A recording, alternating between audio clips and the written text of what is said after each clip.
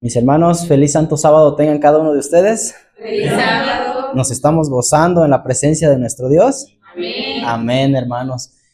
Pues último sábado, hermanos, de este año 2024, sin duda, cuántas bendiciones y cuán agradecidos y contentos debiéramos de estar para con nuestro Padre, ¿verdad? Que hasta este día nos ha prolongado la vida, nos ha dado todas sus bendiciones.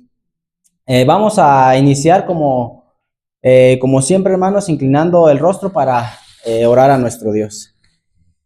Padre bendito, sin duda nos gozamos y nos alegramos en tu presencia.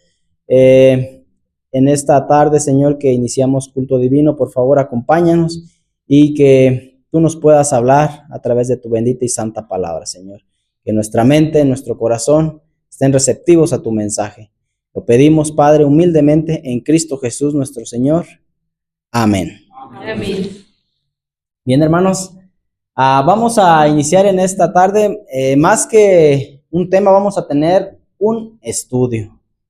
Y vamos a iniciar con una pregunta que debiéramos de conocer, o si no, pues con la ayuda de Dios vamos a recordar. ¿Qué es lo que nos hace ser adventistas del séptimo día? ¿Qué es lo que nos hace ser adventistas del séptimo día? Bueno, es conocer los pilares y vivirlos, ¿verdad? ¿Alguien recuerda cuántos son los pilares de la fe adventista? 7. 7 pilares. Ahora, ¿cuántos los conocemos? Los 7 pilares o los 7 hitos, ¿verdad? Que viene siendo lo mismo. ¿Todos los conocemos? Sí. Bueno, o debiéramos de conocerlos. Los 7 pilares son la purificación del santuario como número 1. Es en orden en que están en libros de Espíritu de Profecía, que me parece que es Eventos de los Últimos Días. El número 1 es entonces la purificación del santuario.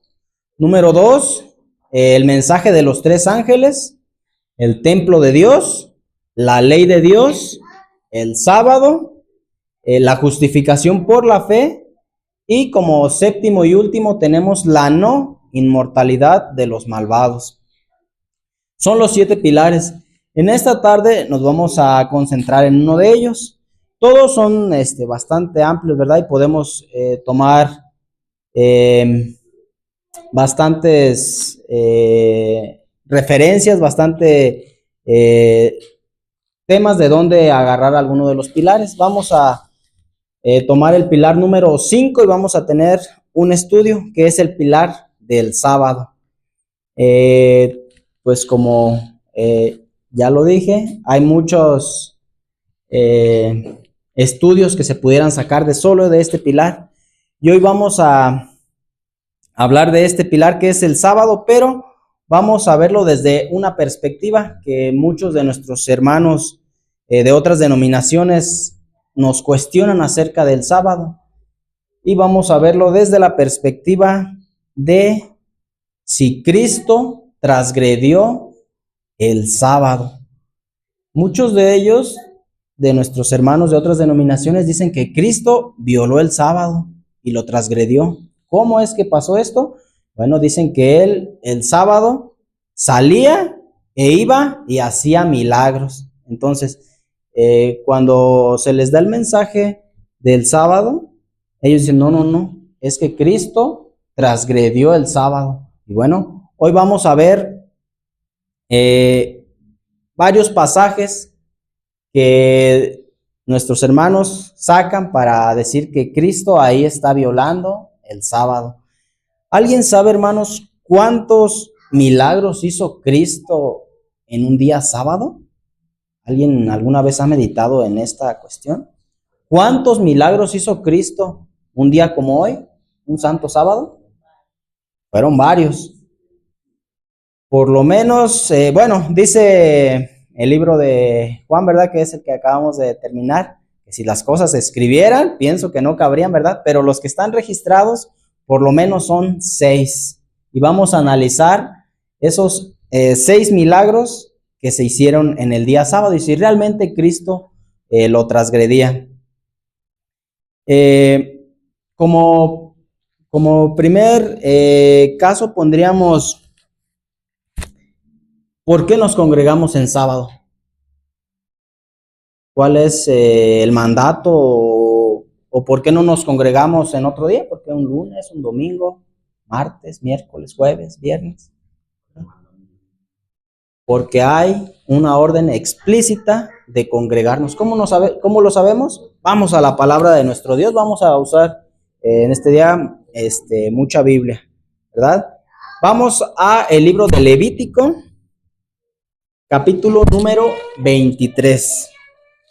Levítico, capítulo número 23. Y vamos a encontrar ahí el mandato de congregarnos el sábado. Levítico capítulo 23 y el verso será el número 3. Dicho sea de paso, y antes de leerlo, ahí encontramos varios tipos de sábado. Ya hemos tenido por ahí algunos temas de esto. Ahí en Levítico 23 encontramos varios tipos de sábados. Encontramos el sábado semanal y los sábados ceremoniales. Es decir, que un sábado podía convertirse en un domingo, un lunes, un martes, miércoles, jueves, viernes, el día que cayera, porque había varias festividades que el día primero, el día 15 u otras fechas, el día que cayera se convertía en un sábado. Bien, en Levítico 23:3 encontramos esta ordenanza de Dios. 6 días se trabajará, está hablando ahí del sábado semanal, y el séptimo día sábado de reposo será. Convocación santa, ninguna obra haréis. Sábado es de Jehová donde quiera que habitéis. Dice ahí, convocación santa. Dicen otras versiones, reunión santa, asamblea santa. Ahí encontramos la ordenanza de congregarnos un día especial, el sábado, ¿verdad? Y está hablando ahí del sábado semanal. Ahora bien, ¿Cristo qué día se congregaba? El sábado, muy conocido. Vamos a Lucas 4:16. Lucas 4:16. ¿Cuál era la costumbre de Cristo? Lucas 4, verso número 16.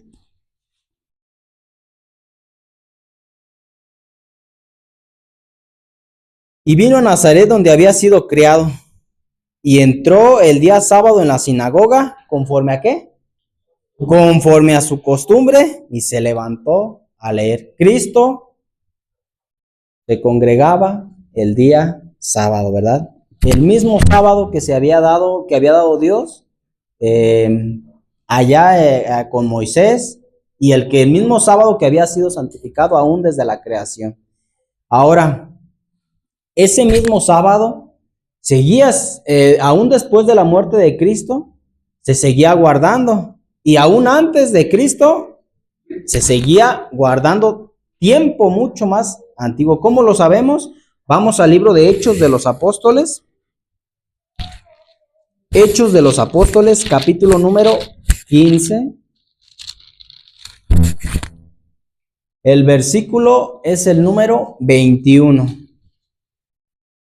Hechos 15:21. Estamos poniendo la plataforma, hermanos, para ver que Cristo se congregaba y muchos, en realidad los judíos se congregaban en el santo sábado, y aún los gentiles también tiempo después, para pasar a los 6 milagros que realizó Cristo, ¿verdad? 15:21 dice, porque Moisés, y cuando dice ahí Moisés, está hablando de Génesis, Éxodo, Levítico, Números y Deuteronomio. Porque Moisés desde los tiempos antiguos, imagínense hermanos, esto fue en el concilio de Jerusalén por allá en el año 49-50, aproximadamente 20 años después de que Cristo. Y vean cómo dice, porque Moisés desde los tiempos antiguos tiene en cada ciudad quien lo predique en las sinagogas, donde es leído, ¿cuándo? Cada sábado, ¿verdad? Y eso ya ahí, ya cuando después de la muerte de Cristo, vean, 20 años después encontramos la evidencia de que se seguían congregando en sábado en las sinagogas.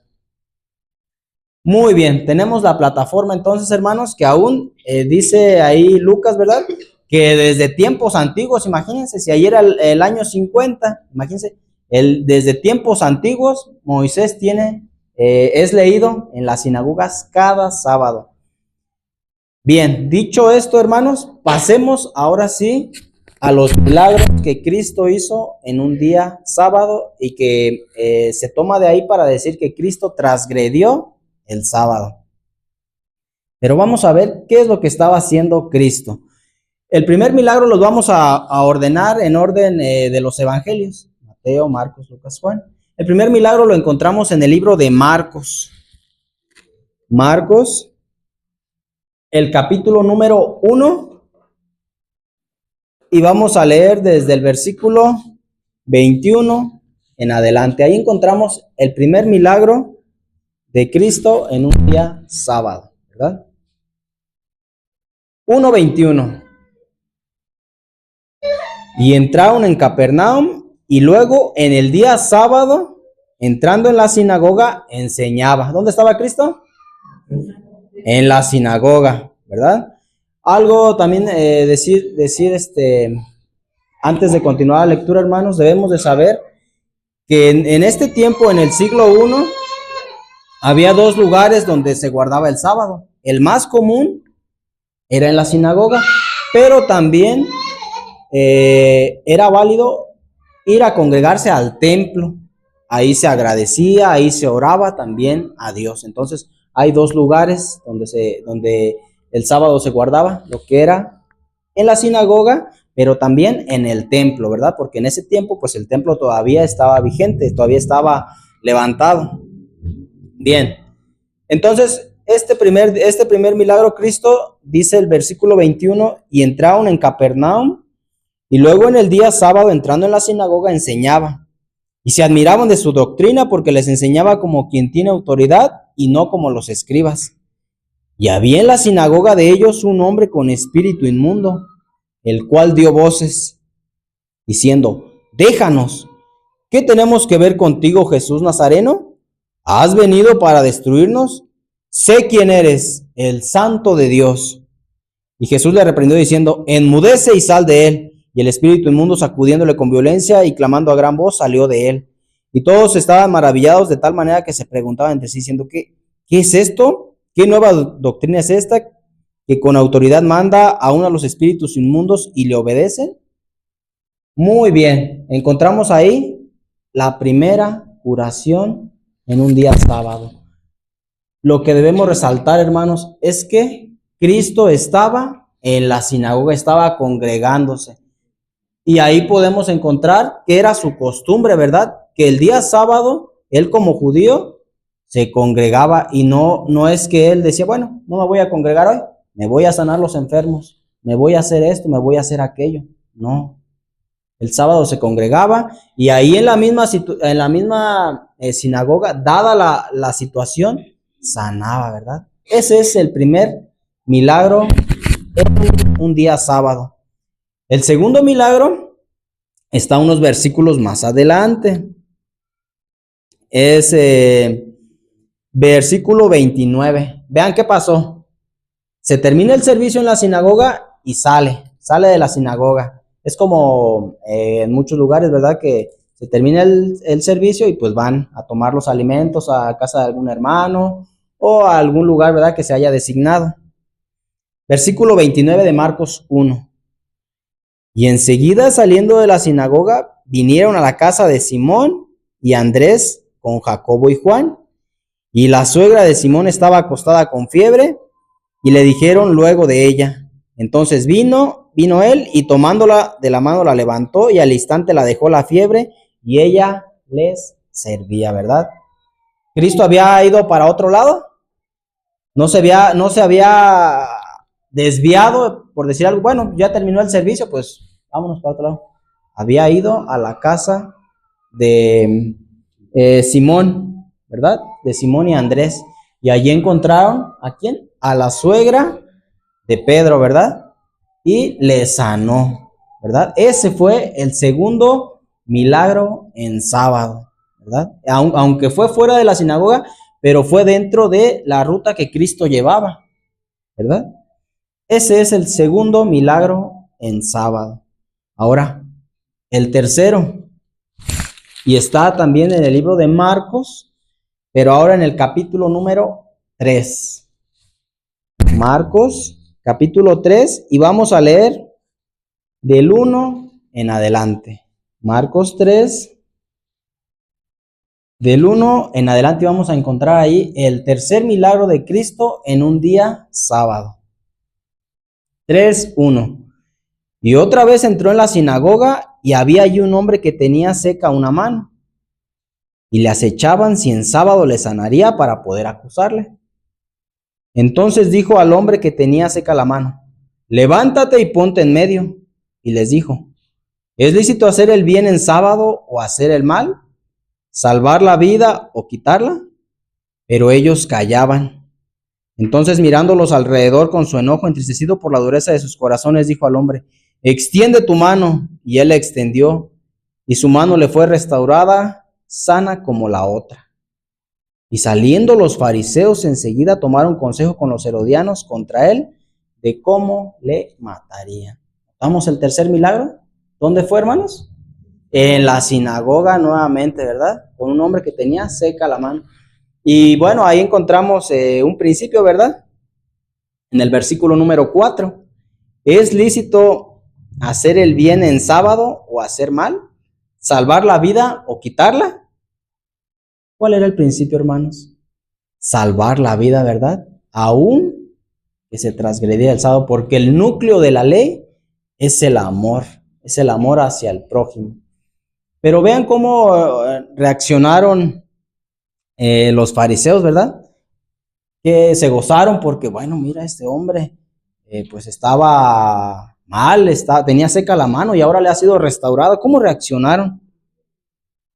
Tomaron consejo con los herodianos contra él de cómo le matarían. ¿Qué cosa, hermanos, con estos hombres de los fariseos ahora? ¿Quiénes eran los fariseos? Bueno, los fariseos es una secta que apareció 150 años antes de que Cristo naciera y eran los encargados pues de interpretar y hacer que se guardara la ley. Estos fariseos, debemos de entender, hermanos, que había dos líneas de fariseos y ahorita vamos a ver un poco más acerca de esto. Para ser fariseos, estos hombres debían de estudiar. Incluso vamos a ver ahorita un pasaje donde mismos judíos, mismos fariseos se admiraban de la doctrina de Cristo. Y vamos al libro de Juan, vamos a hacer un paréntesis para ver algo de los fariseos que acusaban a Cristo y que aún querían matarle. Vamos al libro de Juan, el capítulo número 7, y el versículo es el número 15. Juan, capítulo 7, versículo número 15. Y está hablando ahí acerca de los judíos, de los fariseos y de mucha gente, ¿verdad? Dice, y se maravillaban los judíos diciendo: ¿cómo sabe este letras? No habiendo aprendido, no habiendo estudiado. Se sorprendían, ¿verdad? Porque Cristo no había ido a una de esas escuelas rabínicas, no había ido a estudiar pues con ellos. Ese era lo que ellos se sorprendían, ¿cómo es que sabe tanto este? Ahora, en ese tiempo de Cristo había dos escuelas de fariseos, dos escuelas que habían cobrado mucha importancia y que eran las encargadas de interpretar la ley y tenían ambas escuelas estudiantes. ¿Puede poner, por favor, hermana Marion, por ahí una imagen que traemos? Esto que vamos a presentar, hermanos, es historia. Acuérdense que la iglesia adventista es historicista. ¿En qué se basa? En hechos, ¿verdad? Que han ocurrido. Y esto, ustedes lo pueden investigar un poco más en la misma historia y en el mismo internet. Vamos a ver que en el tiempo de Cristo Había dos tipos de fariseos, dos escuelas, ¿verdad? Por eso dice ahí que se admiraban en el versículo 15, ¿verdad? ¿Cómo sabe letras? No habiendo aprendido, no habiendo estudiado.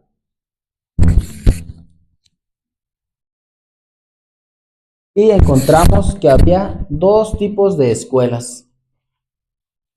Una era la escuela de un rabino llamado Shammai, que de hecho en el trimestre pasado, en el libro de Marcos, por ahí el autor comentaba algo de una de estas escuelas.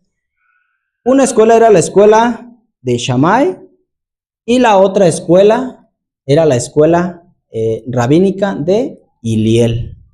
Dos escuelas donde estudiaban ambas los fariseos.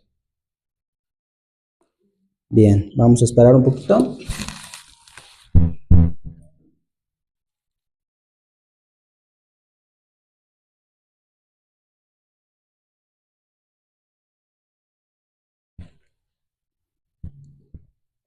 Una de estas escuelas era los que acusaban a Cristo, que no compartían las enseñanzas con él. De hecho, habían puesto muchas tradiciones por encima de la ley. Y otra escuela era la misma que no acusaba a Cristo, aunque eran fariseos, pero en los evangelios no se hace separación de de una de la otra. Pero en la historia sí encontramos que había dos tipos de fariseos. Los fariseos de Shammai, que era un rabino, y los fariseos de la línea de Hiliel. De hecho, Hiliel fue el rabino más importante después de la destrucción del templo de Jerusalén, dice la historia. El nieto de Hiliel es Gamaliel, ¿verdad? Que fue el maestro, gracias, del apóstol Pablo. Fue el nieto del rabino Hiliel. Vamos a ver qué dice la historia acerca de estos dos grupos. Ponle la que sigue, por favor, hermano. Ahí vean, esto es historia, hermanos, ¿verdad? Estos hombres nacieron por allá en el año 70 al año 50 aproximadamente, antes de que naciera Cristo. Shammai y Hiliel fueron dos influyentes rabinos judíos cuyos comentarios sobre la Torá moldearon la teología y la filosofía judía durante cientos de años. Las escuelas de Hiliel y Shammai fueron los dos enfoques dominantes de la ley judía durante los años del ministerio terrenal de Jesús. Lamentablemente, la destrucción del templo en el año 70 resultó en la pérdida de la mayoría de los registros relacionados con los debates entre estos dos grupos. La escuela de Hiliel rápidamente ganó dominancia después de que el templo fue arrasado, por lo que gran parte de lo que sabremos sobre la ley Hiliel y Shammai del primer siglo proviene exclusivamente de escritores hillelitas posteriores. Estos escritores retratan la división Shammai-Hiliel de una manera similar a la política moderna de dos partidos, con cada lado aparentemente decidido a contradecir al otro en todo, ¿verdad? Como los partidos políticos actualmente, ¿verdad? En el tiempo de Cristo, los fariseos también se dividían en dos escuelas rabínicas, la escuela de Shammai y la escuela de Hiliel. Una era más severa que la otra. Vamos a ver, la que sigue, por favor, hermano. Ahí está bien. Según la tradición, Shammai fue un fariseo que enseñó en los años previos al nacimiento de Jesús. En su comentario sobre la ley, enfatizó la necesidad de rituales en el templo y su interpretación se caracteriza como estricta, literalista y centrada en Israel. La escuela que siguió esas interpretaciones se conoce como la interpretación Shammai de la ley judía. Esta sí era como a rajatabla, ¿verdad? Y ponía muchas reglas para no transgredir, es decir, como se cubría para no violar el sábado. Esta escuela enseñaba que no debías de levantar cierta cantidad de peso, el sábado no deberías de ir al baño, no deberías de bañarte, no deberías ni siquiera de cortar una fruta. Eran muchísimas las prohibiciones que tenía la escuela rabínica de este hombre, ¿verdad? De Shammai. Ahora, Vamos a ver el contraste. El rabino Hillel, contemporáneo de Shammai, estaba menos preocupado por el culto en el templo.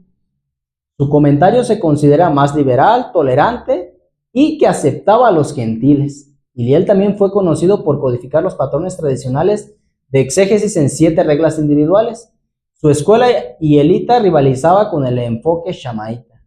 Tras la destrucción del templo, la influencia de la escuela shamaíta se desvaneció y la filosofía de Hillel se convirtió en enfoque dominante de la ley judía durante más de 400 años. Por eso hasta la fecha, esta escuela es la que prevalece. Por eso en las hospitales y en todo lo que hay allá en el Medio Oriente tienen esta escuela, la escuela de Hillel, que es la que puedes tratar a un enfermo, que es la que puedes ver por los necesitados y hacer muchas cosas en sábado, porque el núcleo es el amor al prójimo. Ahora, vamos a ver 2 ejemplos que están en la palabra de Dios acerca de las tradiciones que había puesto la escuela rabínica de Shammai, que era la que acusaba a Cristo. El primer ejemplo lo encontramos en el libro de Mateo, capítulo número 5. Vamos a ver una de estas prohibiciones o una de estas costumbres, una de estas reglas, de estos mandamientos que había dicho la escuela de Shammai. Vamos a Mateo capítulo 5 y el versículo es el número 43. Mateo 5, 43. Oísteis que fue dicho: amarás a tu prójimo y aborrecerás a tu enemigo. Pregunta, hermanos, ¿en qué parte de la Biblia dice que debemos de aborrecer a nuestro enemigo? ¿En qué parte de la Biblia dice? No lo dice en ninguna parte, ¿verdad? Vamos a ver parte de, o sea, está mezclado verdad con mentira. Amarás a tu prójimo, y vamos, ese sí está. Levítico capítulo número 18. Levítico capítulo número 18.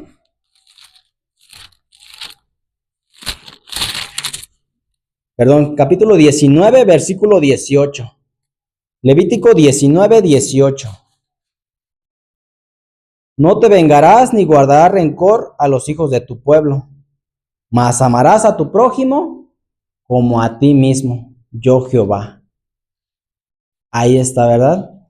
Pero está mezclada, ¿verdad? Con mentira, ¿verdad? ¿Qué es lo que dice Cristo? ¿Oísteis que fue dicho? ¿De quién estaba citando? Bueno, la escuela rabínica de Shammai decía que debíamos de amar a nuestro prójimo y odiar a tu enemigo, ¿verdad? Esa es una enseñanza de la escuela rabínica de Shammai, ¿verdad? Y el segundo ejemplo también de estas reglas o mandamientos que habían puesto esta escuela rabínica, lo encontramos en el libro de Hechos de los Apóstoles. Hechos de los Apóstoles, el capítulo número 1 y el versículo número 12. Vamos a ver otra de las reglas de los mandamientos que había puesto esta escuela rabínica. Hechos capítulo 1, versículo 12. Entonces se volvieron a Jerusalén desde el monte que se llama del Olivar, el cual está cerca de Jerusalén, camino de un sábado. ¿Qué significa eso de camino de un sábado, hermanos? Camino de un sábado, camino de un día, camino de unas horas. ¿Qué es? Es una regla también de esta escuela de interpretación rabínica. Ellos decían que en el sábado tú no podías caminar más camino que de un día de reposo. ¿A cuánto equivalía eso? El camino de un día de reposo es casi equivalente a 1 kilómetro. Es decir, no podías caminar tú más de 1 kilómetro en todo el día. ¿En qué se basaban para decir esto? Vamos al libro de Números. Números, capítulo 35.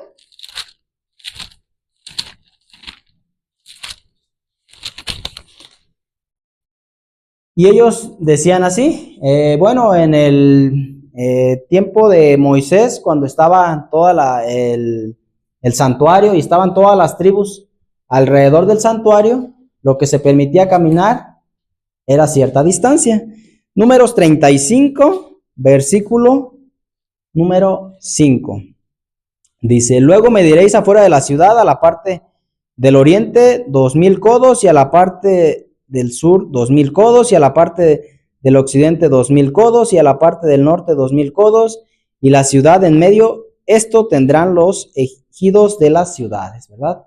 ¿Cuánto? 2000 codos. ¿A cuánto equivale un codo? A 45 centímetros. Entonces, si hacemos la conversión de los 2000 codos, estamos hablando casi como 900 metros, como un kilómetro. Y ellos se basaban en este texto para decir que lo que se debía de caminar en un sábado era lo equivalente a un kilómetro. Por eso se dice camino de un día de reposo, ¿verdad? Pero no eran otra cosa sino la interpretación de una de estas escuelas rabínicas, ¿verdad? Que eran los que atacaban a Cristo.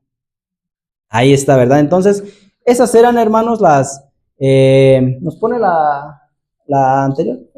Esa. Las dos tipos de escuelas rabínicas que había en el tiempo de Cristo. Unos que los de fariseos de la línea de Shammai, que eran los que a rajatabla querían que se cumpliera y no se debía hacer nada en sábado, ¿verdad? Y ponían cargas pesadas.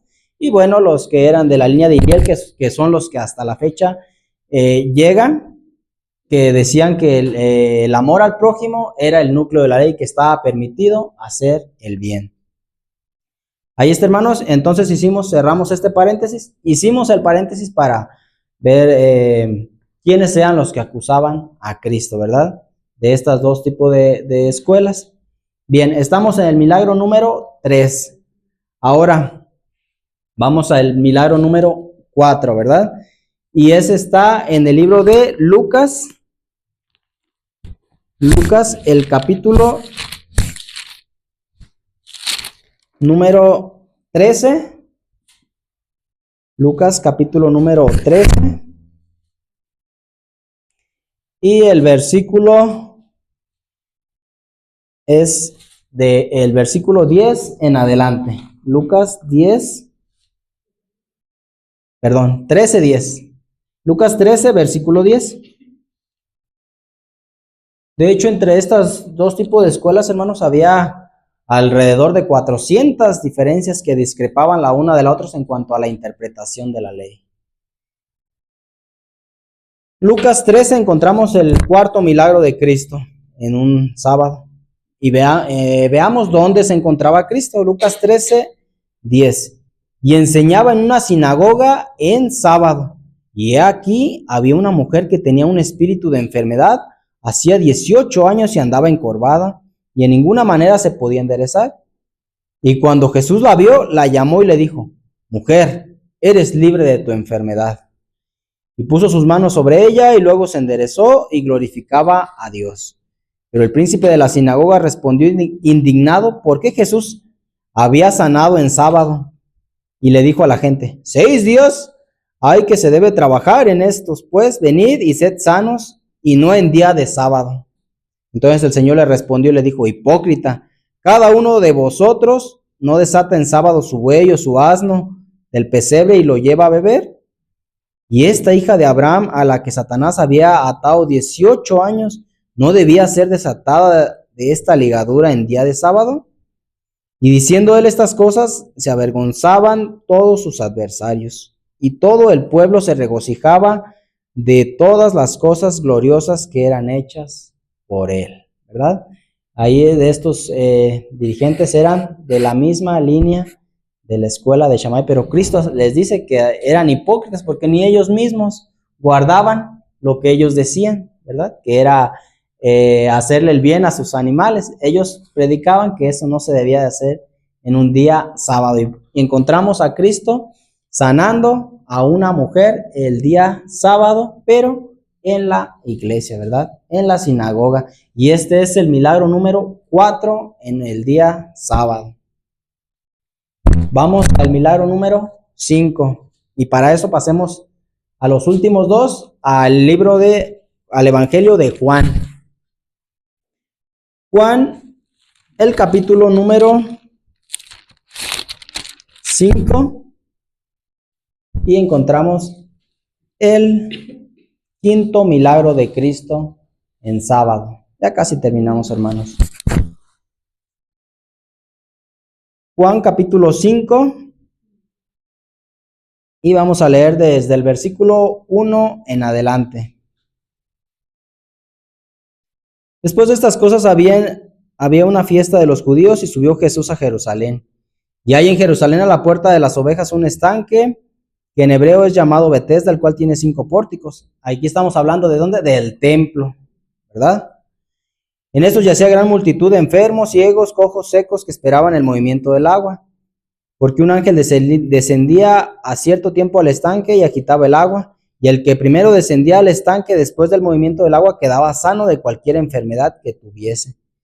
Y estaba allí un hombre que hacía 38 años que estaba enfermo. Cuando Jesús le vio postrado y entendió que hacía mucho tiempo que estaba enfermo, le dijo: ¿quieres ser sano? Señor, le respondió el enfermo, no tengo hombre que me meta al estanque cuando el agua es agitada, pues entre tanto que yo vengo, otro desciende antes que yo. Jesús le dijo: levántate, toma tu lecho y anda. Y al instante aquel hombre fue sanado y tomó su lecho y anduvo.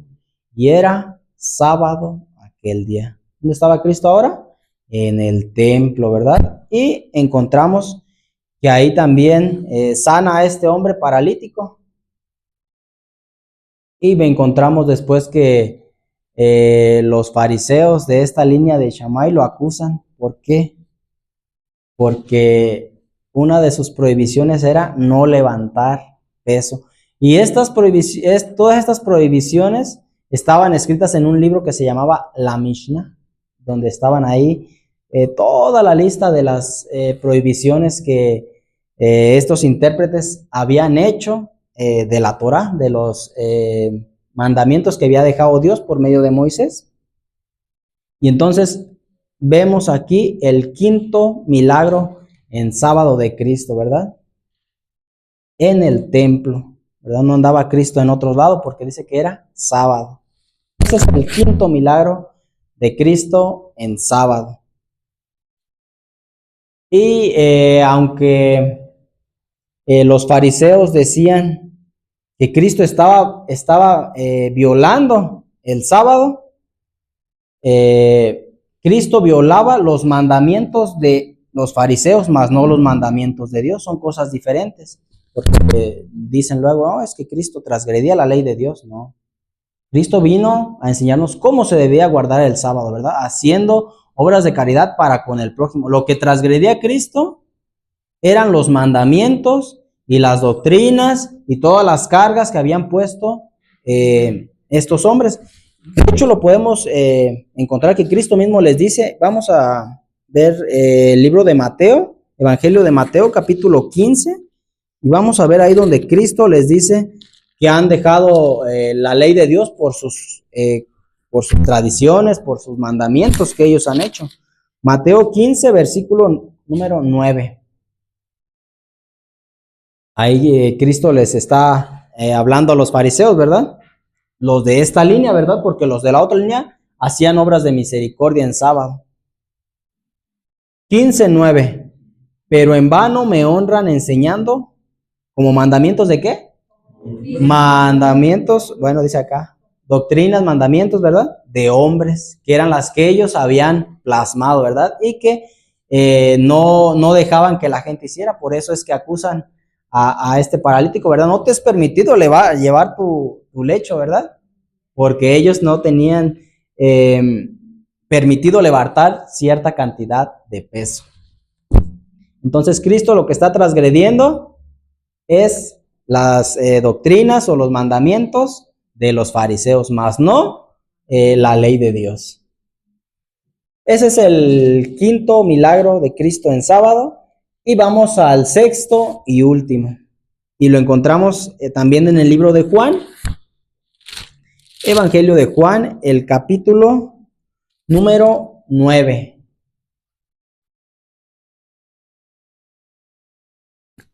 Juan, el capítulo número 9 en adelante. Y vamos a ver un poquito de contexto. Está Cristo otra vez en el templo. En el versículo capítulo 9, versículo 14, dice que era sábado, 9:14, y era sábado cuando Jesús hizo lodo y le abrió los ojos. Pero vamos a ver desde el capítulo 8, versículo 58. Encontramos a Cristo, ¿verdad?, que tiene ahí una conversación con los fariseos.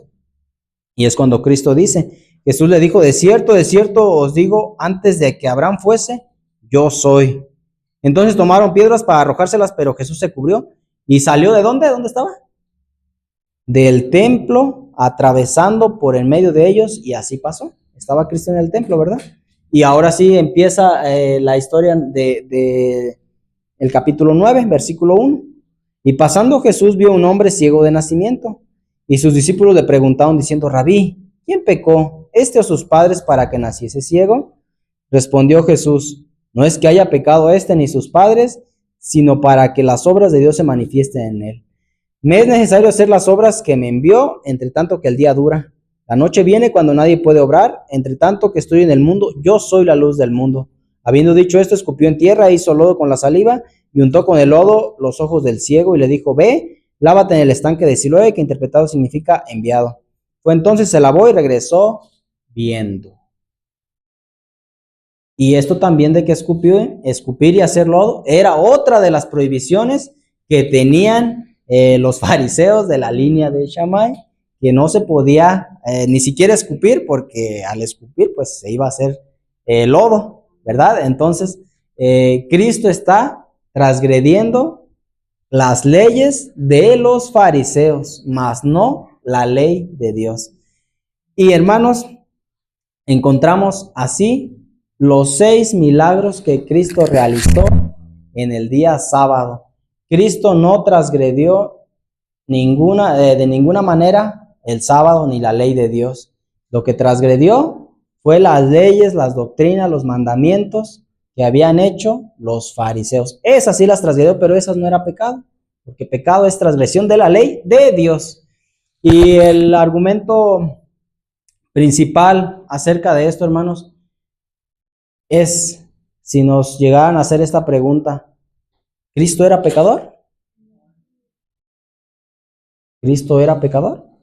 Porque si dicen que Cristo violaba el sábado al hacer milagros, entonces Cristo era pecador. Pero ¿qué dice la palabra de Dios? Y vamos al libro de Hebreos. Hebreos capítulo 4, versículo número 15. Vamos a ver 4 textos, hermanos, donde la misma palabra de Dios dice que Cristo fue sin pecado, sin mancha. 4:15 de Hebreos. Porque no tenemos un sumo sacerdote que no pueda compadecerse de nuestras flaquezas, sino uno que fue tentado en todo según nuestra semejanza. ¿Pero qué cosa? Pero sin pecado. Cristo no era pecador, ¿verdad? Guardó la ley a perfección, ¿verdad? Entonces, si hubiera transgredido el sábado, pues hubiera hecho sin pecador, ¿verdad? Pero dice que fue sin pecado. El segundo texto lo encontramos en 2 de Corintios 5:21. 2 de Corintios 5:21. Y vean cómo inicia el apóstol Pablo en la segunda carta a los Corintios. Al que no conoció, ¿qué cosa? Pecado. Al que no conoció pecado, lo hizo pecado por nosotros, para que nosotros fuésemos hechos justicia de Dios en él. ¿Verdad? Ahí está. El que no conoció pecado. Es el segundo texto. El tercero lo encontramos en Primera de Pedro 2:22. Primera carta de Pedro 2:22. Vamos a ver otra evidencia de que Cristo no cometió ningún pecado. 2:22 de Primera de Pedro. El cual no hizo pecado. ¿No hizo qué? No hizo pecado ni fue hallado engaño en su boca, ¿verdad? Perfecto. Y el último lo encontramos allá adelantito, unas hojitas más, en Primera de Juan.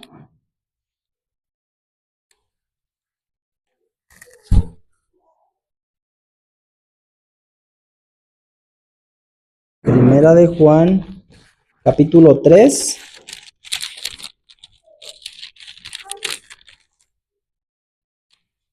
Versículo 5. Primera de Juan 3:5. Y sabéis que Él apareció para quitar nuestros pecados, y no hay pecado en Él. ¿Estamos, hermanos?